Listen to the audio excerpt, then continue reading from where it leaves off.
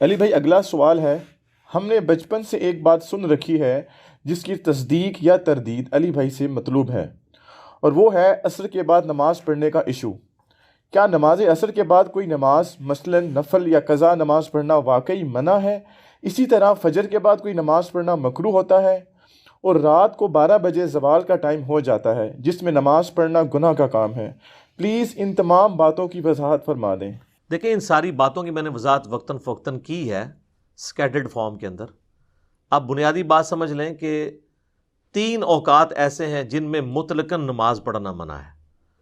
صحیح بخاری اور صحیح مسلم کی متفق علیہ حدیث ہے کہ جب سورج نکل رہا ہو تو اس وقت کوئی نماز نہ پڑھو یہاں تک کہ وہ مکمل طور پر نکل آئے، یعنی اس کی جو ٹکیا ہے نا، جب وہ طلوع ہو رہی ہو نا تو اس کا کنارہ جب نظر آئے نا، تو جب تک وہ کنارے کے بعد پوری ٹکیا باہر نہ آ جائے۔ یہ جو کہتے ہیں نا جی 20 منٹ، یہ تو خود ہی انہوں نے کیا ہوا ہے، ٹھیک ہے وہ تو بلند بہت ہو جائے افضل وقت ہے، باقی اصل مکروہ وقت وہ ٹکیا کے نکلنے کا، یہ واضح الفاظ ہیں۔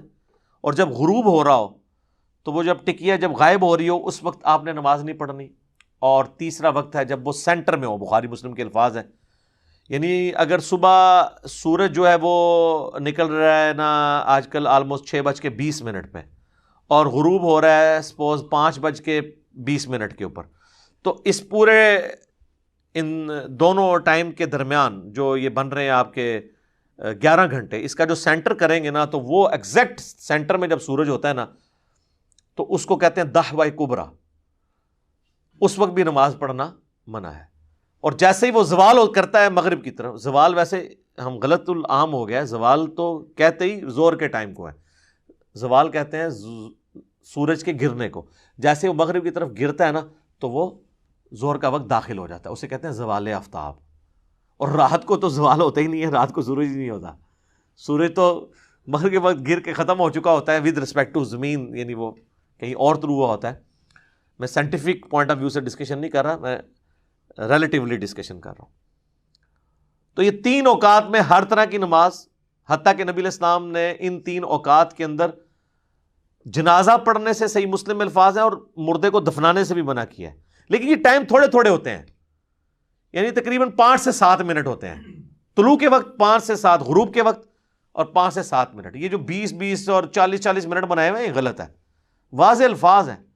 اور پھر نبی علیہ السلام فرمایا کہ شیطان کے 2 سینگوں میں سے سورج نکل رہا ہوتا ہے، جب اس کا کنارہ ظاہر ہو، جب تک پورا سورج باہر نہ آ جائے تم نے نماز نہیں پڑھنی۔ تو بس سورج باہر نکلا تو کافی، اب یہ تو نہیں ٹکیا باہر نکل کے تو وہ اتنی اوپر آ جائے، وہ ٹھیک ہے افضل وقت ہے، وہ صحیح مسلم میں حدیث ہے کہ چاشت کا، اوابین کا اور دوحہ کا اور اشراق، یہ سب ایک ہی حدیث میں الفاظ استعمال ہوئے ہیں۔ چاشت تو خیر ترجمہ کرتے ہیں، چیت عربی میں ہوتی نہیں ہے۔ جب اونٹ کے بچے کے پاؤں جلنے لگے تو اس وقت وہ افضل ٹائم ہے نماز پڑھنے کا، تو ظاہر ہے سورج جب بلند ہو جائے وہ افضل ٹائم ہے، ٹکیا باہر نکل آئی۔ تو ان 3 اوقات میں آپ کو نماز نہیں پڑھ سکتے، لیکن ایک ایکسیپشن ہے، وہ بخاری مسلم میں حدیث ہے، جس نے طلوع آفتاب سے پہلے فجر کی 1 رکعت پا لی اس نے فجر پا لی، اور جس نے غروب آفتاب سے پہلے عصر کی 1 رکعت پا لی اس نے عصر پا لی۔ یعنی آپ نے نماز شروع کی، فجر کا وقت ختم ہو رہا تھا، طلوع آفتاب ہو رہا تھا 6:20 پہ، آپ نے 6:18 پہ نماز شروع کی، 1 رکعت آپ نے 6:20 سے پہلے پڑھ لی، اب دوسری رکعت آپ نے 21 اور 22 منٹ کے درمیان پڑھی تو آپ کی پوری نماز درست ہو گئی۔ اس طریقے سے غروب آفتاب تھا 5:20، 5:18 پہ آپ نے عصر شروع کی اور 5:22 یا 23 یا 25 پہ ختم کی، اور 1 رکعت آپ نے پڑھ لی تھی غروب ہونے سے پہلے تو نماز ہوگی، لیکن اس طرح کے ڈیلے کرنا یہ ناپسندیدہ ہے۔ اب رہا فجر کے بعد نماز پڑھنا اور عصر کے بعد، تو وہ بھی بخاری مسلم میں ہے، نبی علیہ السلام نے فجر کے بعد نماز پڑھنے سے اور عصر کے بعد نماز پڑھنے سے منع فرمایا ہے، لیکن یہ منع وہ والا منع نہیں ہے جو مطلقاً منع ہو، اس میں ایکسیپشنز موجود ہیں، چونکہ ایکسیپشن بھی احادیث کے اندر آئی ہیں تو اب اس کو کیسا ہم رد کر سکتے ہیں۔ مثلا صحیح بخاری میں آیا کہ نبی علیہ السلام عصر کے بعد 2 رکعتیں ہمیشہ پڑھا کرتے تھے، اور بخاری مسلم میں یہ کہ نبی علیہ السلام نے عصر کے بعد نماز پڑھنے سے منع فرمایا۔ اب ان میں تطبیق کیا ہوگی؟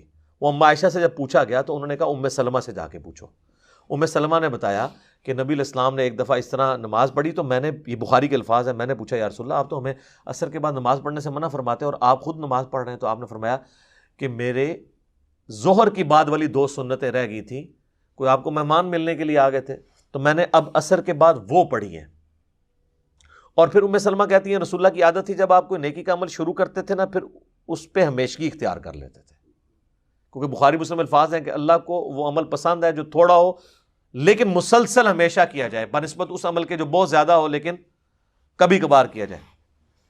تو وہ 2 رکھتے ہیں، چونکہ آپ سے ایک دفعہ ہوا تو آپ نے زندگی کا حصہ بنا لی اور وہی صحابہ بعد میں لے کے چلتے تھے۔ لہٰذا بخاری مسلم میں جو حضرت عمر کے بارے میں یا حضرت معاویہ کے بارے میں آتا ہے کہ وہ صحابہ کرام کو ڈانٹتے تھے اس بات کے اوپر کہ تم عصر کے بعد 2 رکعتیں کیوں پڑھتے ہو، تو وہ ان کا عمل ڈانٹنے والا شاذ ہو جائے گا، کیونکہ صحابہ کو یہ پتا تھا کہ نبی الاسلام نے وہ 2 رکعتیں پڑھی ہیں، ان تک وہ حکم نہیں پہنچا ہوگا۔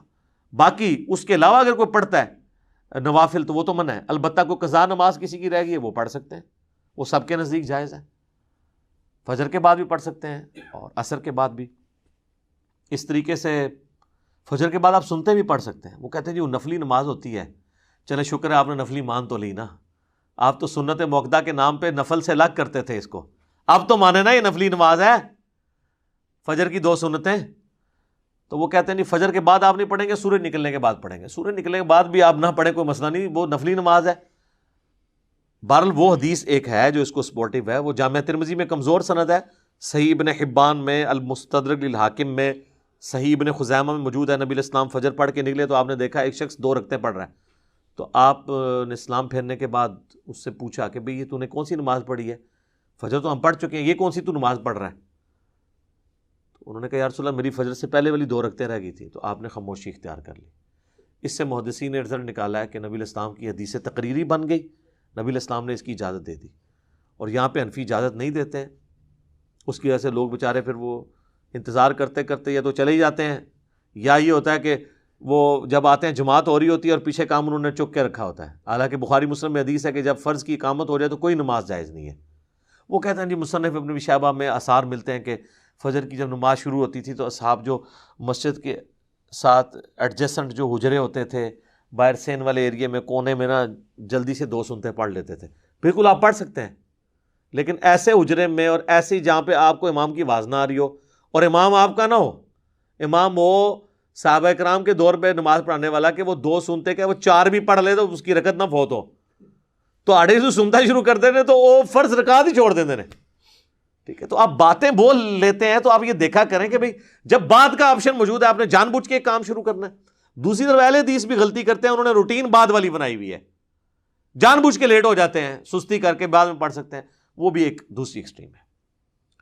باقی یہ 3 اوقات ہیں جو اصل میں مکروہ ہے، سورج نکلتے وقت، سینٹر میں اور غروب ہوتے وقت۔ رات کو کوئی مکروہ وقت نہیں ہے، پوری رات آپ نماز پڑھ سکتے ہیں۔ بخاری مسلم میں حدیث ہے، بخاری میں تو امام بخاری نے صرف چیپٹر کی ہیڈنگ میں لیا ہے کہ عشاء کا وقت رات تک رہتا ہے، آدھی رات تک، لیکن یہ افضل وقت ہے۔ عشاء کا وقت فجر تک رہتا ہے، کیونکہ شرح مانی الاثار جسے طحاوی شریف کہتے ہیں اس میں حضرت ابو ہریرہ کا قول ہے، اور حضرت ابو ہریرہ نماز کے اوقات روایت کرنے والے صحابہ میں سے ہیں۔ وہ کہتے ہیں کہ عشاء میں افراط یہ ہے کہ کوئی شخص اتنی لیٹ کر دے کہ فجر کا وقت داخل ہو جائے، اس سے پہلے اگر وہ عشاء پڑھ لیتا ہے تو اس کی نماز درست ہے۔ لہذا امام حنیفہ کا موقف درست ہے کہ آپ عشاء کو فجر سے پہلے پڑھ سکتے ہیں، افضل یہ کہ آدھی رات سے پہلے پڑھ لیں۔ اور افضلیت تو پھر میرے بھائی بخاری مسلم میں حدیث ہے کہ اگر مجھے امت کا خیال نہ ہوتا تو میں عشاء میں تاخیر کا حکم دے دیتا، تو تاخیر تو کوئی نہیں کرتے۔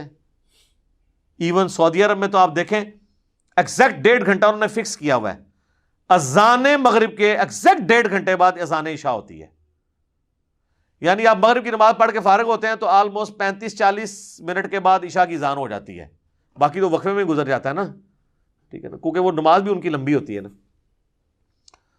تو اس لیے آپ دیکھیں مغرب سے عشاء لوگ اعتکاف کرتے ہیں حرمین کے اندر، مکے میں اور مدینے کے اندر، تو اب ان سے کوئی پوچھے کہ افضل وقت ہے تو وہ کہیں گے یار ہم وہ افضل ہی ہے نا، کیا مطلب ہم تو امت کی آسانی دیکھ رہے ہیں۔ اور دوسری طرف فجر کی نماز یہ اندھیرے میں پڑھاتے ہیں، اور اگر کوئی تھوڑا سا لیٹ پڑھ لے وہ کہتے ہیں اس نے سنت چھوڑ دی ہے، تو وہاں نہیں آپ کو خیال آتا۔ عشاء پہ آپ کو سنت آپ چھوڑتے ہیں، فجر پہ حنفی چھوڑ دیتے ہیں۔ بھائی سنت یا افضلیت کو آپ فرض کے درجے میں نہ لے کے جائیں، خام خواہ مصیبت کھڑی کی ہوئی ہے۔ نمازوں کے جو اوقات ہیں نا جی، اللہ کا شکر ہے ہمارے پاس ٹائم ٹیبل ہے، مسجد میں گھڑیاں لگی ہوئی ہیں، اسلام 360 کے اندر موجود ہے، صلاۃ ٹائم کے اوپر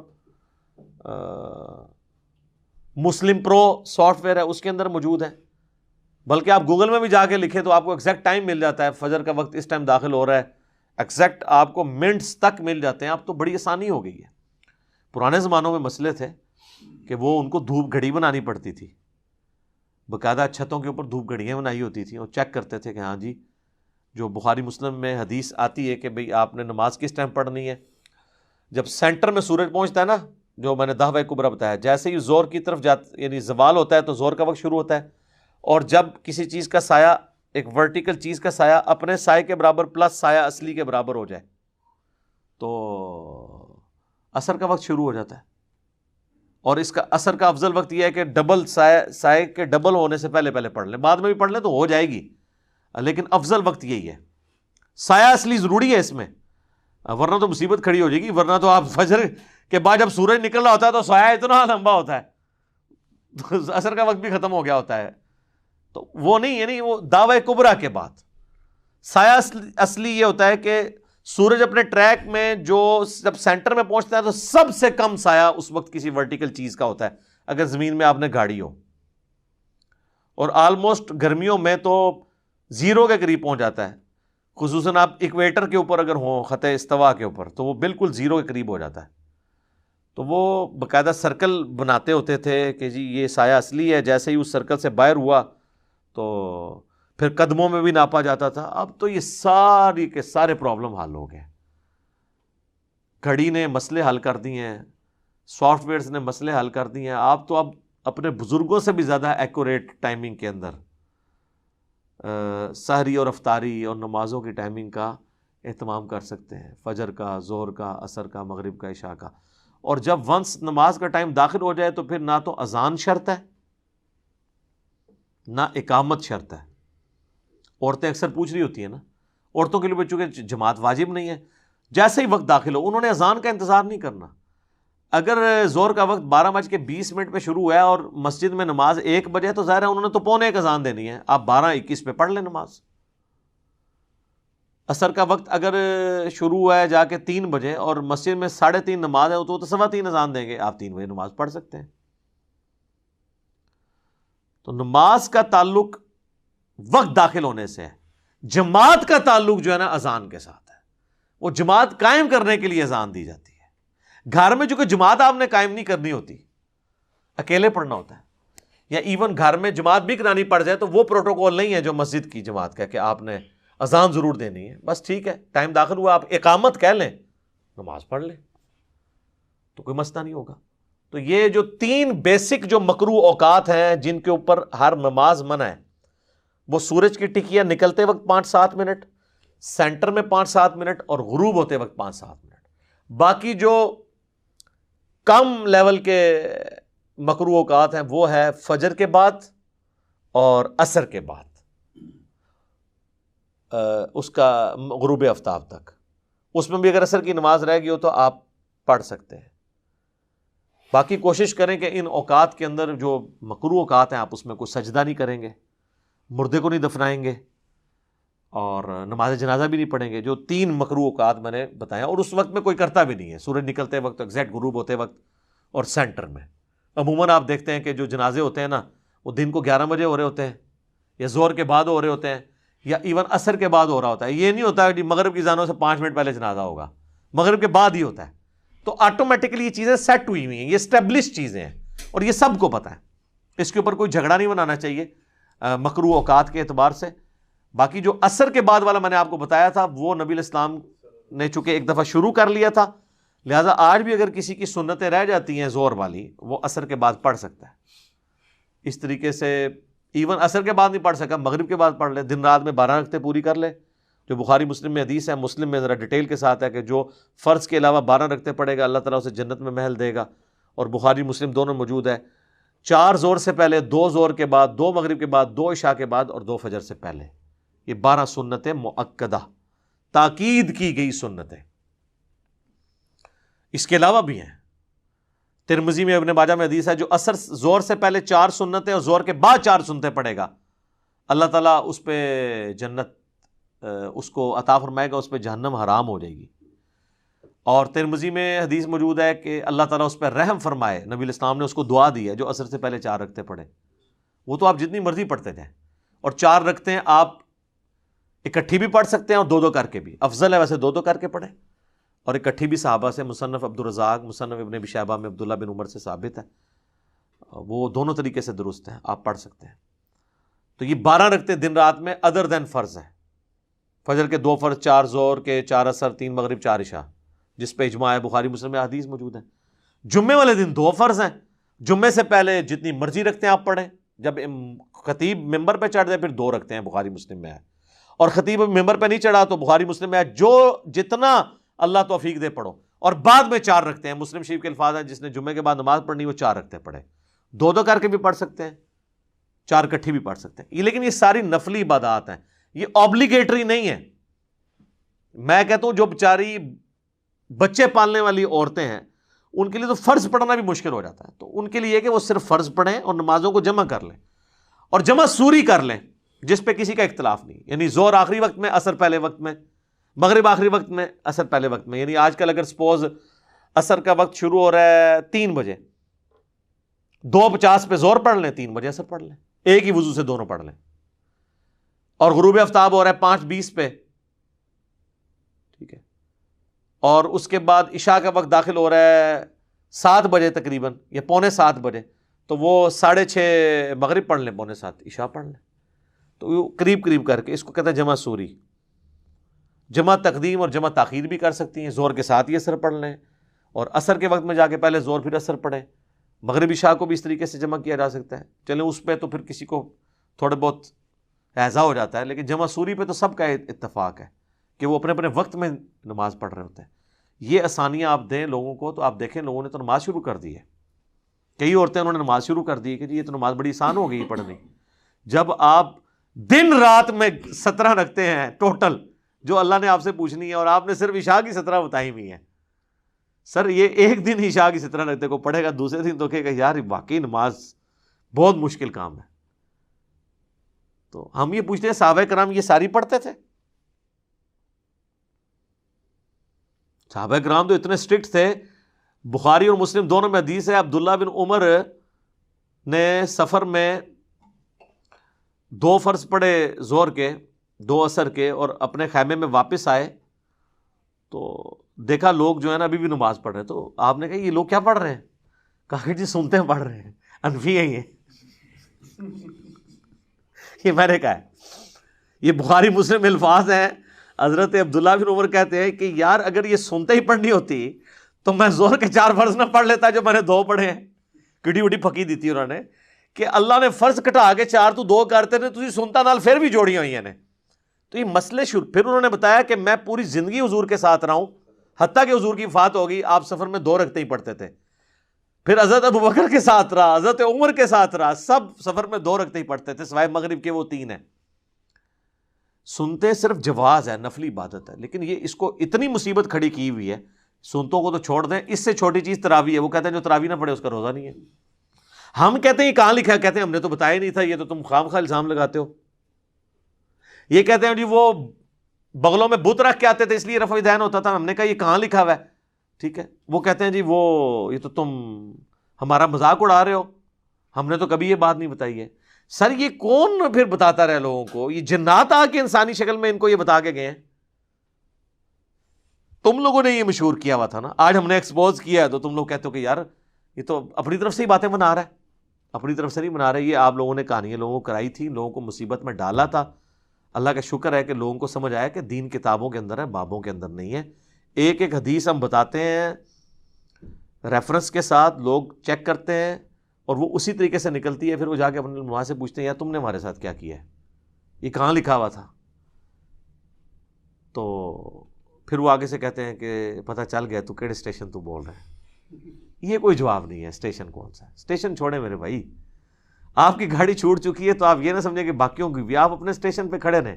آپ کے اسٹیشن وہی پرانے ہیں، دیوبند اور بریلی، انہی اسٹیشنوں کے اوپر رہیں. آپ کی سواریاں جو ہے نا وہاں سے جو ہے نا وہ ہم نے اٹھائی ہیں، سوار کر کے رسول اللہ کے قدموں تک پہنچا دی ہیں اللہ کے فضل سے.